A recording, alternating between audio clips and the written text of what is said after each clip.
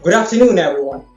My name is Shafadzila Omarali, and I am from the University of Manchester from the School of Education, Environment and Development. I'm here to present a paper with the title being Investigating the Reciprocity of Interviews with the Online Learner Profiling Questionnaire as an instrument of triangulation and in-depth data acquisition, a pilot study. As the name suggests, this paper reports on a qualitative interview-based study that is one half of a mixed method research on the topic of online learner profiling. For your information, this paper is a continuation to an earlier quantitative study that incorporated a self-designed questionnaire called the Online Learner Profiling Questionnaire, or the OLP. The results and findings of this earlier quantitative study has been presented during the e-learning and distance education network research workshop held in Oldenburg, Germany last year, and can be found in its conference proceedings. For clarity in my presentation today, I would like to briefly describe what the earlier study was about, in particular, the Online Learner Profiling Questionnaire. The Online Learner Profiling Questionnaire came about after reviewing the various approaches used by researchers in profiling learners. These included using learning modules and constructs such as learning styles, digital literacies, digital nativeness, models of technology usage such as the technology acceptance model, the lazy user model, and even time-tested theories such as multiple intelligences, personality, study habits, motivation, and so on. Now, a comprehensive search on the literature of learner profiling generated hundreds and thousands of papers on the topic. The trend of these papers were, however, similar, in the sense that they attribute the findings, or lack thereof, to the theory that they have based their research on. For example, a study based on learning styles will likely describe its findings based on the model learning styles. This is what can be described as Campbell's law, when we use predetermined theories to explain a phenomenon based on the theory and nothing else. Now, my belief is that this is too narrow of an approach to profile learners using just one dimension. Learners who we know are represented by an extensive array of dimensions: intelligences, motivation, preferred learning styles, digital literacies, study habits, and so on. The list is seemingly lengthy, but these are who our learners are. We simply cannot predetermine our observations of how they learn based on an isolated standalone theory. Learners are heterogeneous. They are multifaceted, multidimensional. In addition, the use of predetermined taxonomies implies that their profiles do not change. Again, we can sense that we know that learners are dynamic. They may be introvert today and extrovert the next day. So, maybe those who learn visually today are kinesthetic learners the next. Can we really be certain that learners' preferences and dispositions do not change over time? So the Online Learner Profiling Questionnaire is intended to improve on these commonly accepted research practice. The OLP is a questionnaire that has no predetermined theories. It is guided by a liberal theoretical framework based on Pierre Bourdieu's theory of practice and his key constructs of capitals and dispositions. All the previously mentioned learning models can be represented in Bourdieu's theory.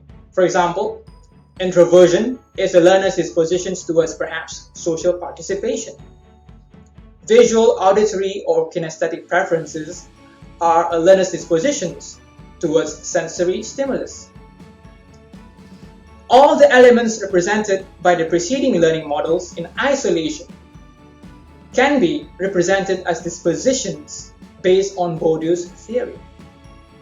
Now, using his theory as a framework, the OLP has an all-encompassing, non-deterministic coverage of learners' preferences. If you want to know more about how Bourdieu's theory is relevant to this research, I have also presented on this topic in a previous conference virtually, and the presentation itself can be found on YouTube. Now, coming back to the OLP questionnaire, another feature of the OLP is that it acknowledges learners' dynamicity and that learners can change profiles over time. The way that it maps learners' profiles as interlinking with one another allows us to observe and predict the likelihood of learners' profiles changing over time. This can be due to changes in preferences, external influences, changes in their social capital, cultural capital, economic capital, and so on. So, what the previous OLP questionnaire found was that of the many dispositions that make the learners, 8 sets of dispositions established through factor analysis were found to be statistically significant to be regarded as reliable indicators when profiling learners. The idea is that everyone exhibits these 8 factors. You, me, every single one of us exhibit these 8 factors. Now, from the combination of these 8 sets of dispositions, it was possible to establish how many types of learner profiles exist in any given student population. Based on my target population though, I have identified 7 main types of learners. And adapting from Bourdieu's theory, these types are called habitus. These 7 habitus types have dispositions and preferences that make them distinct from one another. However, in order to confirm these findings, the empirical data must then be cross-checked against the participants themselves to establish if the learners are indeed representative of one of these 7 habitus types. This is where this study that I'm presenting today comes in, which is to confirm that there are indeed 7 different types of learners, 7 different habitus. This interview study utilizes the use of individual interviews to gather qualitative data that will either confirm or challenge the findings found in the previous study through the use of coding to inductively, deductively, and abductively analyze the interview data. Drawing from Saldana's coding cycle guideline, coding for this study was performed with a first cycle stage, whereby analysis was self-descriptive and oftentimes verbatim. This was followed by a second cycle, whereby the analysis becomes more interpretive. First cycle coding involved the use of initial coding, which also encompasses in vivo coding and process coding. And these first cycle coding strategies process the expansive interview dataset into discrete and discernible codes that in turn became the data for the second cycle coding. Now, the second cycle involved focus coding to create categories that are deemed significant, followed by actual coding in which dominant and relevant codes and categories were identified. The discussions on this 2-cycle coding approach can be read in the paper itself. In this presentation, however, I would like to dedicate more on the design and findings of this pilot study. The design of the interviews followed a hybrid approach whereby questions comprised of semi-structured, structured, and informal items. These were conducted in phases within one interview session. The interview schedule had a maximum of 16 questions to be inquired within a 45-minute session. For this pilot study, 2 participants from different profile types were interviewed. These interviewees, given the pseudonyms Alex and Cameroon, shared a range of opinions that were either conforming or conflicting with the profiles as identified in the previous OLP questionnaire study. Therefore, The ultimate process of what is from inception a sequential transformative mixed method design is the transformation of data itself from both the quantitative and qualitative instruments through a collective method of triangulation, post-coding, theoretical sensitivity, and abductive reasoning, culminating into a holistic description of Alex and Cameron as representations of their types.